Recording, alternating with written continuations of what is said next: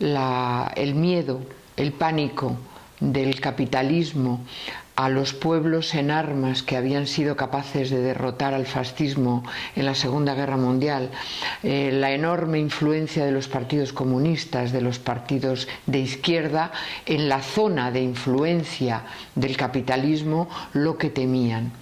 Y por ello, fundamentalmente, se crea la OTAN. Bueno, pues la OTAN tiene previsto que uno de los motivos por los cuales podría intervenir militarmente en cualquier parte serían inmigraciones masivas que pusieran en peligro también su seguridad, tal y como estamos viendo en este momento con los emigrantes, que por otra parte, ya que hablamos de eso, es muy importante que se sepa que según Naciones Unidas, según ACNUR, el número de personas emigradas, desplazadas, que huyen o del hambre o de la guerra son 52 millones de personas, sin contar los 5 millones de palestinos. Syriza, el gobierno de Syriza, ANEL, ofrece a la OTAN la isla de Cárpatos, una isla en el Egeo, para instalar la mayor base aérea militar de la OTAN en el este de Europa. Este tribunal, como decía, pretende ser un instrumento de información y un instrumento también de movilización y de organización.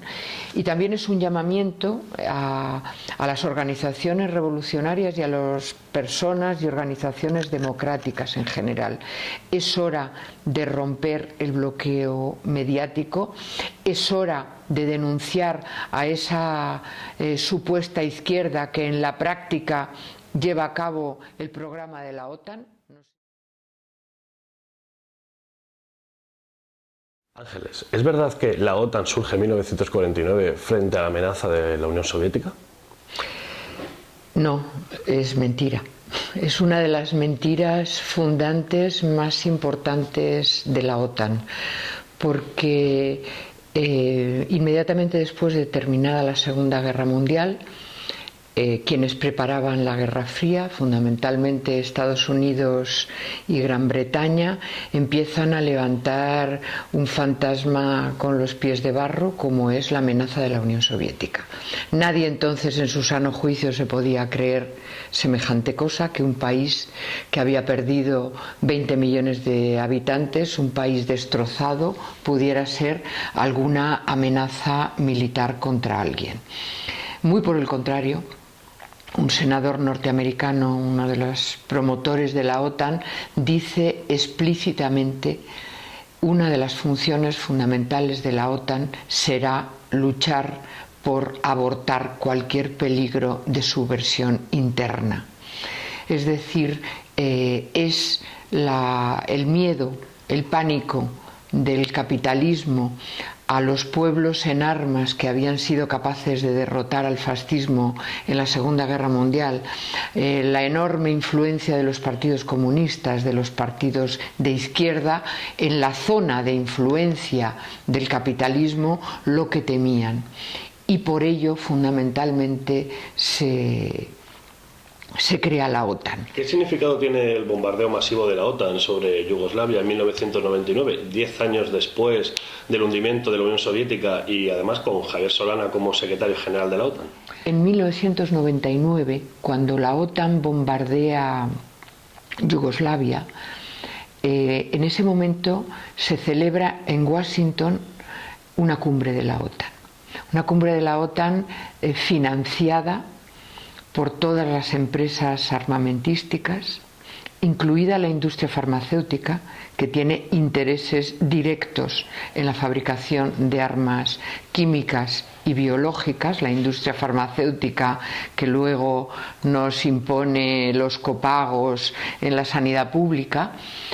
En ese momento la OTAN define explícitamente que sus objetivos no son, como hasta entonces, el actuar frente al ataque de un enemigo externo a uno de los países miembros, sino que la OTAN puede intervenir en cualquier parte del mundo, allí donde se vean en peligro su seguridad nacional, que Estados Unidos la extiende a prácticamente todos los aspectos de la vida, desde luego su seguridad energética, es decir, donde esté en peligro no el abastecimiento de petróleo, sino precios del petróleo que no controle, y también un elemento que ahora es de máxima actualidad: las migraciones masivas. La partición de la ex Yugoslavia, de la Yugoslavia combatiente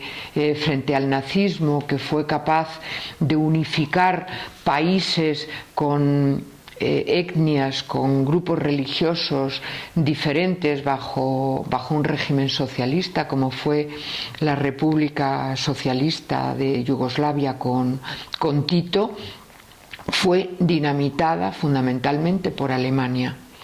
Alemania es la que promueve el primer estallido, que es el de Croacia. Alemania está entrenando.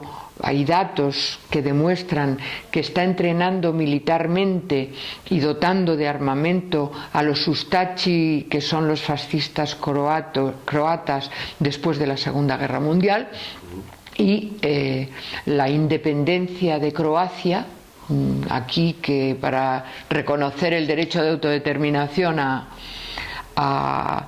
Cataluña o al País Vasco o a Galicia parece que se hunde el mundo, Croacia fue reconocida como país independiente en primer lugar por Alemania y por el Vaticano. Un Vaticano que, como creo que sabe mucha gente, tuvo una participación directa en el hundimiento de la Unión Soviética. Entonces, este estallido de la ex Yugoslavia responde a muchos intereses. Primero, el dinamitar un país socialista, el introducir la desestabilización en el seno mismo de Europa, facilitar el control del paso de los oleoductos que vienen del Mar Caspio y de otros países del este de Europa, instalar la base de la OTAN más importante en Kosovo y permitir la financiación de un grupo terrorista como es la UÇK a partir de la entrada masiva del narcotráfico desde Turquía. El papel de Javier Solana es la encarnación de la estafa democrática, de una de tantas que se ha ejercido sobre los pueblos del Estado español, y una de las más significativas es el referéndum de la OTAN. Para las personas que hayan nacido después, recuerdo que la campaña de la OTAN estuvo plagada de chantajes y de amenazas. Uno de ellos fue la amenaza directa de un golpe de Estado por parte de Felipe González la noche anterior de la votación, la amenaza con que los tanques norteamericanos iban a pasar por las calles de Madrid si se votaba que no a la OTAN. Aún así, el pueblo vasco, el pueblo catalán y el pueblo canario votaron masivamente que no a la OTAN, y muchos pueblos también no llegamos a ganar, a que el no ganara, pero hubo una votación muy importante. Incluso hay datos de personas relevantes, no de la izquierda, de periodistas cualificados, que en su momento hablaron de que podía haber habido un pucherazo. Incluso para quienes votaron que sí, la estafa ha sido total. Votaron que sí con 3 condiciones: que España nunca pertenecería a la estructura militar de la OTAN, que la presencia militar norteamericana en suelo del Estado español iría disminuyendo progresivamente, y que nunca habría instalación de armas nucleares en la península. No solamente estamos en la estructura militar, sino que tuvimos al secretario general de la OTAN, Javier Solana. La presencia militar norteamericana no ha hecho más que aumentar con la instalación del escudo antimisiles en la base de Rota y ahora del Comando de Estados Unidos para África en la base de Morón, que supone una presencia permanente de un máximo de 4.500 efectivos que constituirían las fuerzas de intervención rápida, que podrían ir a cualquier país del mundo en 2 días o incluso en horas. Y, en tercer lugar, el tema de las armas nucleares. Aprovecho para decir que en este momento, en estos días, están desplegándose armas nucleares en Italia, en 2 bases de la OTAN, en Aviano y en Brescia, en Bélgica y en Alemania. Del Estado español no sabemos nada. Bueno, Ángeles, ¿qué significa la negociación de Syriza con Israel y qué puede significar la de la OTAN con Grecia y sus acreedores? Estando Syriza en el gobierno, se produce una negociación de Grecia con Israel de apoyo mutuo, de realización de maniobras conjuntas, de proyectos armamentísticos comunes, al mismo nivel que sitúa a Grecia en este momento en el nivel de relación militar con Israel, al mismo nivel que Estados Unidos. Syriza, el gobierno de Syriza ANEL, ofrece a la OTAN la isla de Cárpatos, una isla en el Egeo, para instalar la mayor base aérea militar de la OTAN en el este de Europa, ¿no? Yo creo que eso indica bien cómo la Troika, las negociaciones con la Troika tuvieron a la espalda los tanques de la OTAN. ¿Y cuál es el objetivo del Tribunal Permanente de los Pueblos contra la Guerra Imperialista y la OTAN? El primero, sin ninguna duda, es un objetivo movilizador y organizativo. Es decir, el tribunal no pretende ser una cosa aislada, que se haga y se termine y punto, sino pretende servir de catalizador para que resurja un movimiento popular capaz de enfrentar los retos que la escalada bélica y armamentista nos está planteando. Este es un tribunal que asume que estamos en guerra, que esto no ha hecho más que empezar y por lo tanto que va a juzgar lo que ha sucedido hasta este momento. Todo lo que está sucediendo en el mundo, que efectivamente son guerras abiertas, guerras de baja intensidad como la que están sufriendo el pueblo ucraniano o los pueblos de América Latina, o la guerra social